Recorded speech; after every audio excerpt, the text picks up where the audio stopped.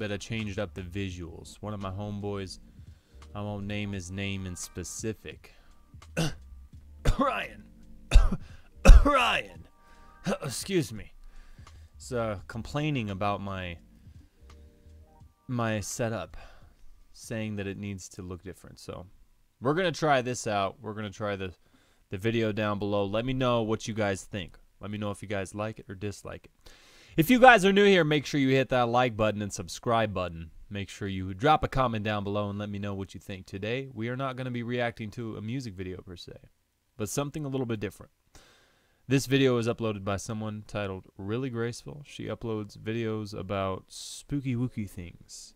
Things that might get the hair on the back of your neck standing up. But today, she's uploaded a video by the title of The Hidden History of Las Vegas. Now, this one caught my eye because I'm a bit obsessed with Las Vegas. It's one of my favorite places in the world, and that's pretty much the only reason we're doing this video. So, without further ado, let me go ahead and pause this music real quick. Wait for my computer to catch up, and we're going to get right into this video. Today's video is sponsored by my right hand clicking on the clicker. So let's go.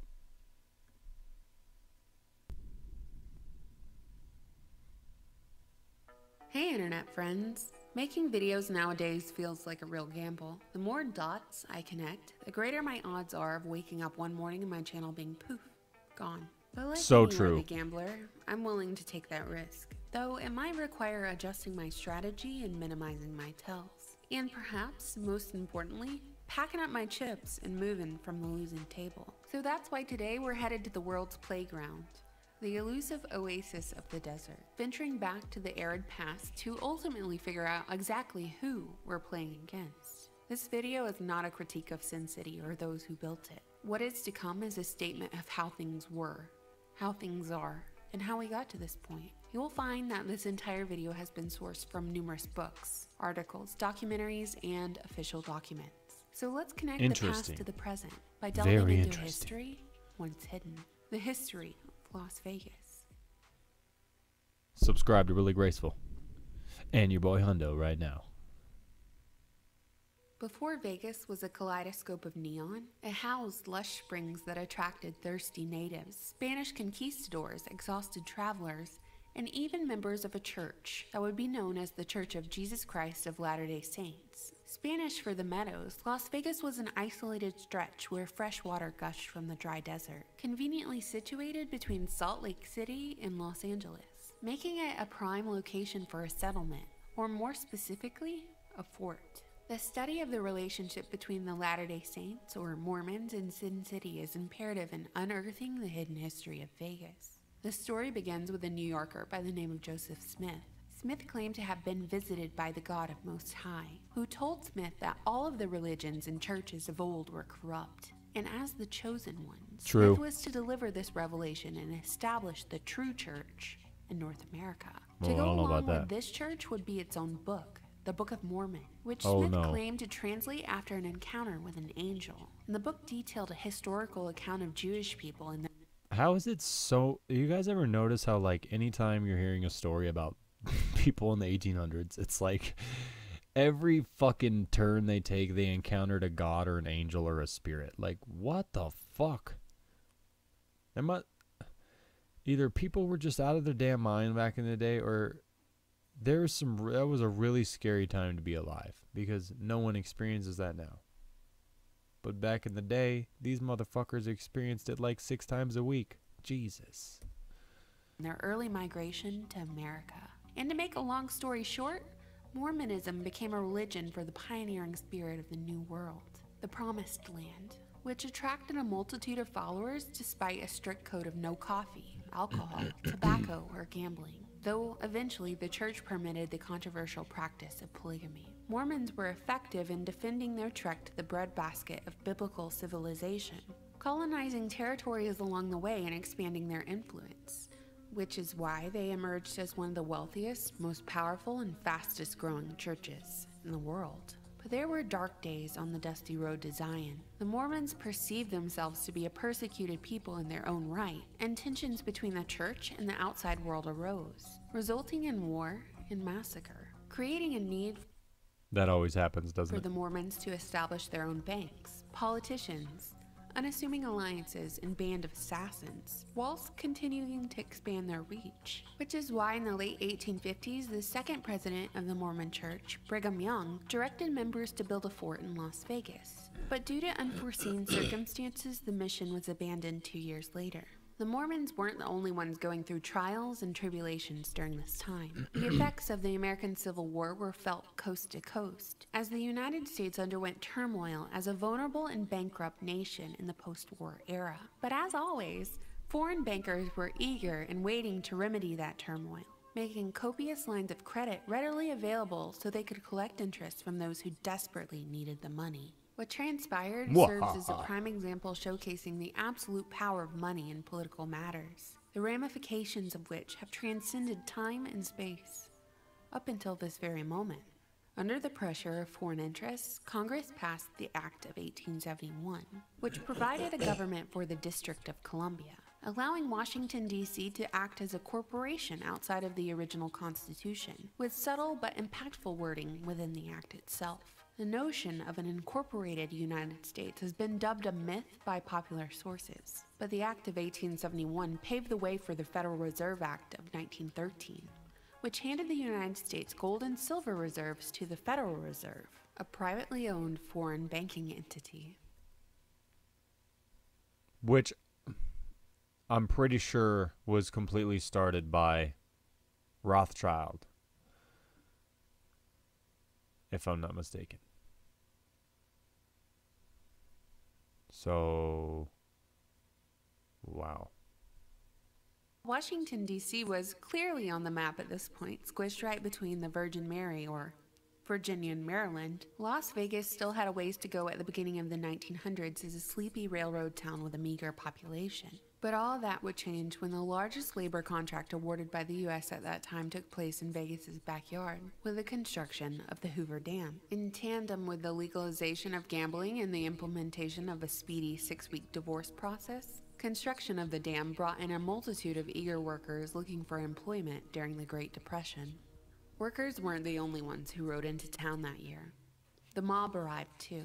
Meyer Lansky was a Jewish man from New York and protege of Arnold Rothstein. Lansky managed Ooh, Rothstein. See, that name is close. to obtain his wealth and influence through bootlegging and heroin sales during Prohibition, and he branched out to prostitution and gambling to ensure his corruption was implemented on a national scale. In addition to his entrepreneurship, he served as an investment banker and financer for other mobsters. And despite what public schools might be teaching these days, Lansky and his buddies were not at odds with the United States government. They were allies.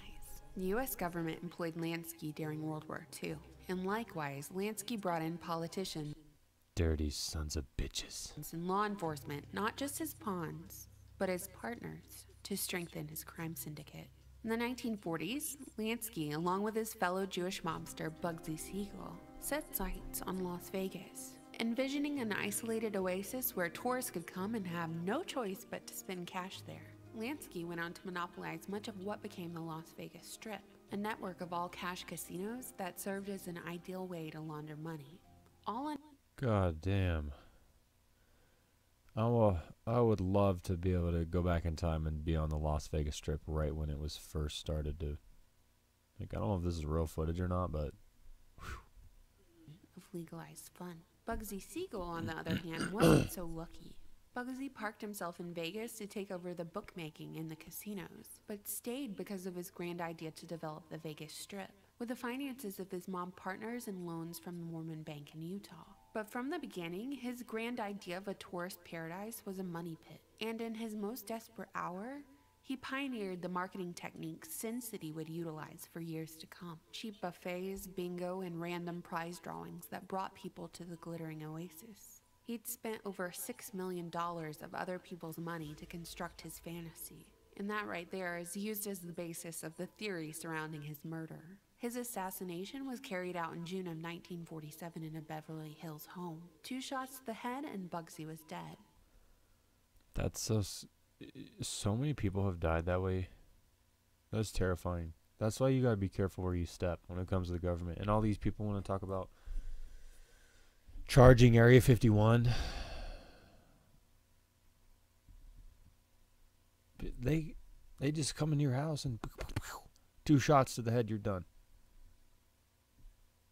His kingdom survived. One of the fellows who had helped build his kingdom, acting as a publicity agent for the Flamingo Hotel, was Hank Greenspun, a self-proclaimed Talmudic Zionist who became the publisher of the Las Vegas Sun newspaper, as well as a prolific Vegas real estate developer, and a point of interest in the Watergate scandal. As a major proponent of the establishment of Israel, Greenspun took it upon himself to help the cause by shipping machine guns and plane parts to a foreign organization which would soon become the IDF. After Greenspun's death many years later, Israeli newspapers remembered his contributions as greater than any other American, especially for having introduced Israelis to the biggest high roller to ever hit Las Vegas, a bright star of the Iran-Contra ordeal, Saudi arms merchant Adnan Khashoggi. Greenspun's legacy as a beloved IDF gunrunner who was pardoned by President Kennedy, as well as his close alliance with eccentric billionaire Howard Hughes, has been the basis of many documentaries, biographies, and publications, all mainly originating from the state of Israel. The Las Vegas of old was a place where everyone was from somewhere else. Hustlers could parade as kings of the desert. Quick marriages and even quicker divorces brought in the masses, and the opportunity to dip a single toe into the sensational and sordid kept them there, in a neon oasis of abundant power, with a limitless reservoir to quench one's thirst.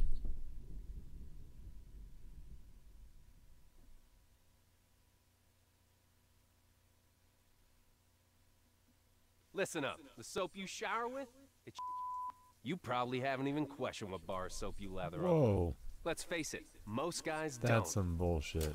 They're still using whatever bar. This guy's everywhere. Have you guys noticed that? It's like that guy, like, I don't know if that, there's no way that guy owns all the companies he does those ads for, because he's got like a deodorant, a soap, a fucking air freshener, a goddamn bra, pantyhose, of fucking, you name it. He's got an ad for it, and they're all like these super intricate ads. I'm pretty sure this guy just came to all these companies and was like, yo, let's fucking make a dope ad. Fuck that guy. Why am I even talking about that shit? At the height of the Cold War, mushroom clouds could be seen on I gotta Vegas's go back. right. That ad fucked this shit up. Limitless reservoir. Pretty sure that part of the video sent me into a little Opportunity black to hole dip anyways. a single toe into the sensational and sordid kept them there, in a neon oasis of abundant power, with a limitless reservoir to quench one's thirst. Part 2. New Vegas. Oh shit. At the height of the Cold War, mushroom clouds could be seen on Vegas's horizon, but what could be viewed from above was only a small indicator of what was going on below. Federal money poured into Nevada as nuclear testing facilitated employment opportunities, as well as other military projects of the subterranean variety. Vegas became even more of an American mecca when businesses realized they could capitalize on nuclear tourism in the radioactive desert. Scientists estimated that over 10,000 guinea pigs had died or were dying of leukemia from these tests. Jesus. And by guinea pigs, I mean people. Oh my One man God. who was outspoken about the potential effects of nuclear testing was reclusive billionaire Howard Hughes, who arrived in Vegas in 1966 during the week of Thanksgiving. Howard Hughes was born in Texas to an affluent family in which his father was a successful inventor. Hughes went on to have an even more successful career as a pilot, filmmaker, investor, and World War II contractor, emerging from the war as a major figure of the military-industrial complex. Hughes had connections to the mob which had been documented by the FBI over the decades, and he acted like his mob friends too. He used his war profiteering proceeds for bribery in political matters, manipulating politicians and policies. He'd even worked hand-in-hand with the CIA when they attempted to oust Castro and cripple the Soviets back in the day. It's speculated that the manipulator became the manipulated in his later years. See, like, dude, like, that's why people are like, oh, is the government corrupt? You're fucking you're stupid for even asking that. You're stupid for even saying that. What do you mean? Look, since the beginning of time, it's always been about money and power. We're just, you know, the public is just a bunch of little scurrying ants. And then the people that have all the money and power are just fucking fighting each other for the top spot of most money and most power. It's so simple, but so sick. Hughes' physical and mental condition had deteriorated by the time he reached Vegas. Rumors of his drug addiction circulated, and his fragile mental state, along with his germophobia, kept him confined to a single hotel room on the Strip. As his paranoia heightened in Vegas, Hughes... That's such a terrible... people with germophobia, it's like, and they're locked in a room. It's such a terribly mental debilitating... It's like, look around you. Everyone is in the same playing field. They're not dropping dead, so neither will you. And staying in your room, I don't know. That shit's just crazy. Selected Mormons as his inner circle. The mobsters before him had the same idea. They built relationships with the Mormons not only because of the church's economic reach, but its members were recruited by mobsters and intelligence agencies alike because of their character, loyalty, and their unassuming ability to, well, persuade. Despite their conservative nature, Mormons by and large had been sold on Sin City for investment purposes at the economic benefit of the church. And just like the mafia, they took care of their own.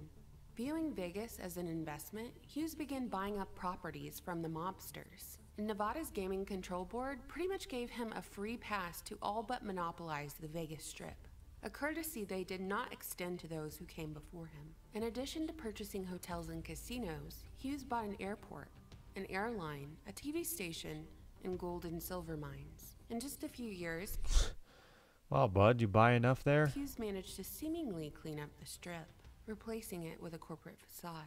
Curiously, around this time, President Nixon signed the Organized Crime Act of 1970, which targeted the mafia, or more specifically, the act of people conspiring together to conduct illegal business. That same year, Nixon signed a bill that created a new law allowing law enforcement to launch a total war against organized crime. No longer the land of the outlaw, with the help of Hughes and the United States government, Vegas underwent a major makeover. Sure, in the city that existed solely to make money, human and drug trafficking, gun running, money laundering, and intelligence operations, both domestic and foreign in nature, still took place. But there was now a respectable image to hide behind. An image the media portrayed for profit, marketing the opportunity for the public to spot a celebrity during their visit, or have a friendly encounter with a prostitute in a luxurious hotel room, after a cheap meal at the buffet and several free rounds of liquor. All comped, of course. Throughout the next several decades, numerous hotel casinos popped up, each one more lavish than the last. Steve Wynn, born Stephen Allen Weinberg, was one of the individuals who, under a corporate banner, brought the illusion of luxury to the Strip. The old was replaced with the new, true to the cycle of demolition and construction in Sin City. The formula that Meyer Lansky and his cohorts perfected was still in use, practiced by the new kings of the desert, but these kings had a more advanced strategy for their reign, since the corporate structure served as a means of protecting individuals from liability. And unlike the mobsters of the past, the corporate oligarchy no longer sent out hitmen as their first line of defense, but employed their extensive legal team to tie up nuisances with frivolous lawsuits, and financially assassinate those who dared expose their tricks. One prominent native Nevadan began his political career as an Harry Mason Reed, attorney, former chairman of the Nevada Gaming Commission, Senate Majority Leader. Like, same story, same fucking story, different chapter, right? Jeez. Same story, different chapter. Look at this old guy. Look at this old fuck. Where'd he come from? Who knows? But there's always some old white guy in power with that hairdo. He's trying to be cool. Look at those glasses, but it's not working. He's got a neck fupa. Continue. Attorney. While Harry Reid was raised agnostic, he and his Jewish wife converted to Mormonism. And before Reid was ever the Democratic Senate Majority Leader, he was chairman of the Nevada Gaming Commission. Eventually, he became known as one of the mining industry's most reliable allies in Congress. And during his service to the American people, Reid... Most reliable ally. Everybody just winds up with everybody's dicks in each other's mouths, hanging out. Like, oh, I got your dick in my mouth and your dick in your dick, but my dick's in your mouth and your mouth and your mouth. It's like a dick chain. Like, cool. He took it upon himself to block changes to a mining law from 1872. Sitting on a gold mine? Harry Reid's Nevada hometown up for sale. What? Which allowed gold miners to take over $400 billion of gold from public lands without paying federal royalties. Lucky for Reid, he and his entire family have ties to gold mining companies, even owning a few mines themselves. This is just one example of his scandals, which you would be hard-pressed to find a politician out there who doesn't have a scandal or two. But the point remains, and it's that money clearly influences politics and public policy. Even though we're told through our government education and government-sponsored media that we're no longer living in the mobster era. Today, an estimated 86% of Nevada is federal land, mainly controlled by BLM, or the Bureau of Land. I did not know that. 86%. 86% of Nevada is federal land. Jeez. And 3 companies having ownership of half of the hotel rooms. Okay, Within what the these hotels fuck and just casinos happened? is more Can someone tell surveillance me? than you could possibly imagine. And underneath the strip is an underground network of tunnels. Both above and below, there's more private of half of the continues to take place. Okay, I thought it skipped forward, sorry. Mainly controlled by BLM, or the Bureau of Land Management. And within Las Vegas, corporate consolidation continues to take place, with 3 gaming companies controlling the majority of the money gambled on the strip, and 3 companies having ownership of half of the hotel rooms. Within these hotels and casinos is more surveillance than you could possibly imagine. And underneath the strip is an underground network of tunnels. Both above and below, there's more private security than government law enforcement officers. And the private security is trained by the Department of Homeland Security as well as the Israeli I don't know.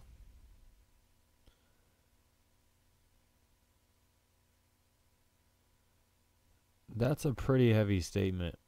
What does that entail? Like, cameras all over every hotel? Isn't there pretty much surveillance cameras all over everywhere? You know what I mean? Do you really think that there's like... Because think about it. There's a lot of people going through Vegas all the fucking time. And then not just normal people. Fucking goofy-ass people wearing goofy shit, doing goofy things, looking hella suspicious. So if they had people watching cameras super close on the whole Vegas Strip a whole 100% of the time, like, you're going to lose your mind after a fucking week of that shit. Because you're going to be like, I keep seeing a bunch of crazy shit that looks suspicious. But really it ends up just being regular Vegas goers. You know what I mean? So I don't know if I believe that statement. Despite the capable security and advanced surveillance systems, during the Las Vegas Harvest Festival that took place on October Las Vegas Harvest Festival. I do believe, on a second note, I do believe that there's a bunch of tunnels and a big underground tunnel system under Vegas. That would make sense just because of how fucking vast. Like, Vegas is just unreal. The buildings there, it's like... Even places like Denver, we'll have like a big mall or something and everyone's like, a mall, wow, this is prestigious. Colorado Mills Mall. It's like, that's like one casino in Vegas. Just one. And they're lined up down there. It's just, there's nowhere else like it. Other than maybe fucking Dubai. Or goddamn shit, I don't even know. 1st, 2017. There didn't seem to be an excess of surveillance footage or clear photos of the shooter in the aftermath, and investigators couldn't find a motive for the shooter. So the government-sponsored news outlets don't discuss the deadliest mass shooting committed by an individual in the U.S. anymore, unless it serves their political agenda.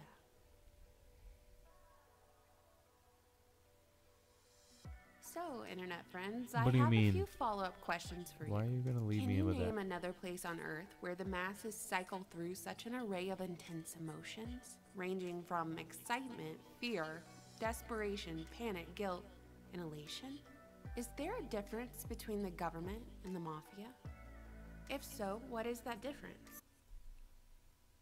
following video is controversial and may be offensive to some Whoa, audiences. what is Viewer this? discretion is advised.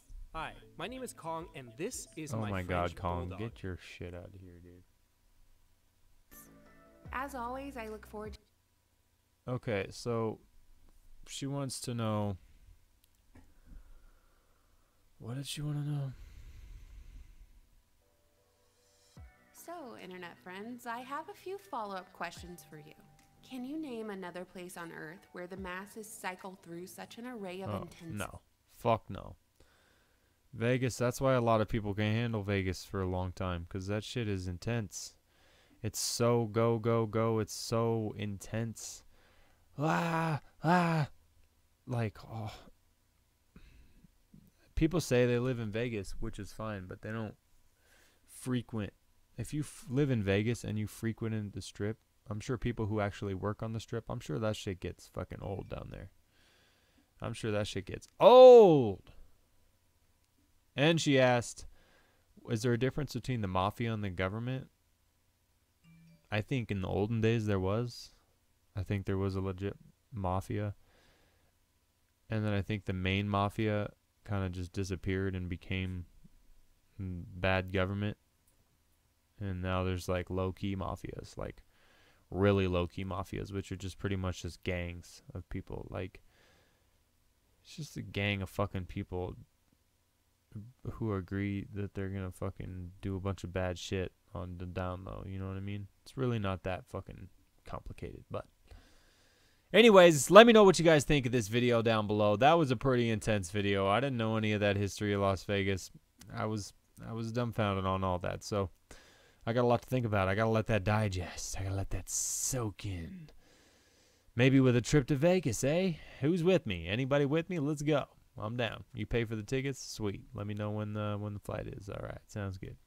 I'll talk to you guys later. This has been another Hundo reaction. Make sure you hit that like button and subscribe button, and make sure you drop a comment down below. I'll talk to you guys next time for another video. And stay fresh, stay fly, stay gold, pony boy. And I'll talk to you soon.